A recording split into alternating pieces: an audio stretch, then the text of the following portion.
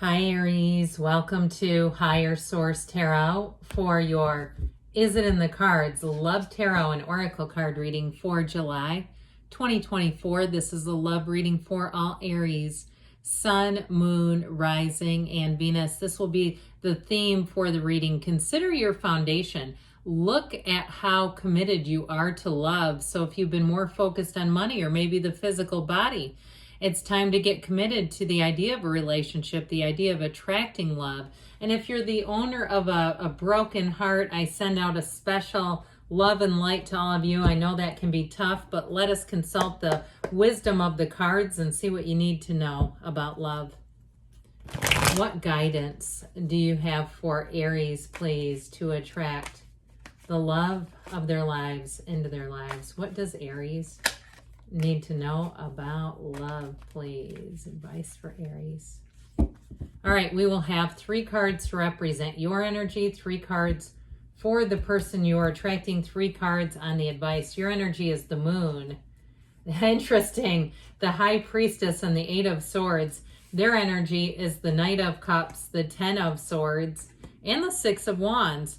The advice here, we've got Judgment, so a bit of a tipping point here. The 8 of Wands, the Arrows of Love, and the 8 of Pentacles. So a stable relationship, long-lasting perhaps. So we have 3 major arcana. We have, of course, the Archangel Gabriel here. But I kind of chuckled when I got your cards because the High Priestess and the Moon are about cycles, but they're also about representing your subconscious. Okay, so if you're having trouble with love, we got to look inside of that subconscious energy. You command to your subconscious what your subconscious beliefs are. And sometimes people ask, well, how do I know what's in there? Well, look around you. What are your relationships like? You know, when we say, and you can be male or female for this, always a bridesmaid, never a bride. Saying things out loud like that, no, no, no, no, no. Okay, you need to say everybody wants me and they want a long-term or whatever you want out of them, okay?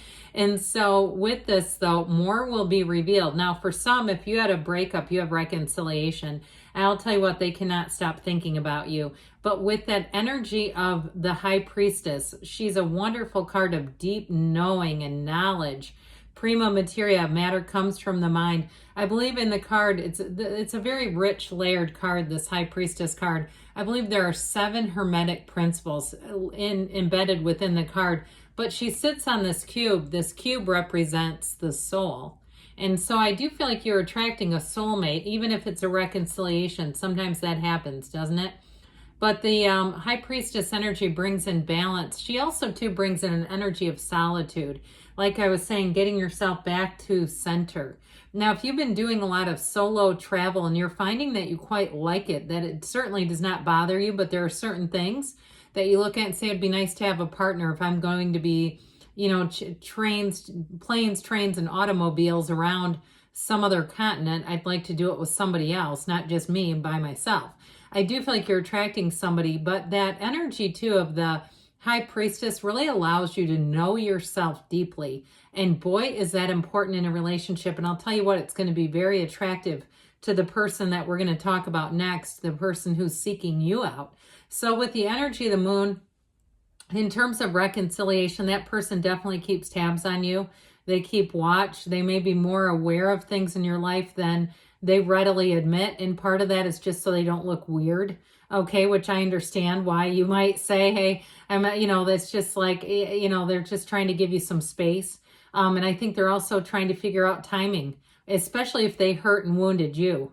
If that was the case, if they did something that they should not have done, I do feel like they lead and live with a lot of regret, okay? It's like it almost just hovers over them. Now, with that Moon energy, there's something, too, about the purity and the cleansing nature of the Moon in your life that will cleanse out any old toxic energies hanging on to you. And especially, too, if somebody thinks that they have some sort of a negative energy that's been cast upon them. I'm always careful about what I say on here. It used to be so much fun when it was YouTube was a big renegade platform and you could say whatever you want. But sometimes they read into things I say and sometimes it's in a joking way. But this, I do feel like someone feels like they have some sort of energy cloud over them. Meditate, quiet the mind, get on that spiritual beam, and you'll feel like you've released it, but you've got to, I feel like somebody here has to address it. If that's your belief, okay, if you're saying things about it, then I would stop speaking it out in the universe and just get yourself into the place where you know you're a magnet for love. You are love. You're Aries. You go where other signs can't. You're one of the most exciting, attractive signs in the whole zodiac. You're irresistible. And so with that Eight of Swords, that is what I feel like is some sort of a mindset that has perhaps kept you a bit limited or stuck in a cycle in love. So with the Eight of Swords, we have two other eights here, just by the way. And so I love the two eights and the advice because they're going to help you to move forward and let things go and get you back on that, in the place of finding love and really feeling love, because boy, are you worth it. You make a fantastic partner for anybody out there. So with the person you're attracting, interestingly enough, with that Ten of Swords plunked right in the middle, I actually do feel like, you see two characters that are on the horse again. This is somebody who's ready. This is somebody who's known some heartache. So I do feel like they're healed, though. This is not two broken-hearted people joining. I feel like whatever that Ten of Swords is, it is over for them. Now, even if it's reconciliation, I do feel like they want to close off that chapter. They do want to make things right with you. But in terms of a new person coming in with the Six of Wands and that energy of the Knight of Cups, that's somebody who is ready. Now you have Pisces, you have air, you have fire, you have earth and water. All the elements are covered here. But the Six of Wands is such a happy, joyous card. I mean, he's leading a procession. It's victory in general, but it's a really happy and great card. And so it's saying that someone is coming towards you who's going to look at you like you're the only person in the room. They know how special you are. And if you haven't met them yet, you're manifesting each other. I mean, that's definitely true. And so with this, it also can represent a special occasion to celebrate. And so if you have an invitation to a wedding or some other event, that also could be the meeting place for you and this person. If you haven't met them yet, I feel like you've had a lot of near misses where you've kind of been hobnobbing in the same circles and close but no cigar. So when it comes in, you'll say, I can't believe we didn't meet at that. That is crazy. Or it just feels like you were just almost doing this energetic dance. And so the Knight of Cups, he's somebody, or she, that I said he because he's a him on the card, not, I don't mean it, it's genderless, we know that. But with that Knight of Cups, it's the trusted keeper of secrets, and it is someone who is hopelessly romantic. Somebody who will put their heart out there right away. They will get their heart on the line, and they're not afraid to, because they feel like if they don't do that, they'll miss an opportunity with you.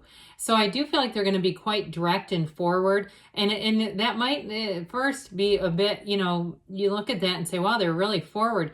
But it's because they can see that there is someone special in front of them. There's someone that they haven't met before, and it's you. Or if it is a reconciliation, they recognize very deeply what they lost. Now that Ten of Swords, of course, like I said, isn't ending. But luckily with the tens, they're also about a new cycle. So there's been a difficult lesson learned by this person. And I do feel like it will color how they're in relationships, how they behave in relationships in a much more positive way. It's like they really do get it, that you have to invest in a relationship. You give and get what you are, right? So with this advice here, this is great. You have cards here that say things are moving forward in the 3D reality. It's rhythm, it's getting in sync with each other, but there is an evolution here. It is truly, in terms of advice, it's like just falling in love and under the magic of love. It's almost spellbinding is how I get this. And I don't know why spells keep coming into the reading, but again, we all have our free will, so we allow others their own, use of their own will, as we know. But with the energy of judgment here, it really is a release from anything that's kept you bound, okay, with that Eight of Swords, whatever's kept you out of love. I feel like you're going to be released from that, and you have a very long-lasting love story coming in here. With that Eight of Pentacles, it's definitely someone who commits.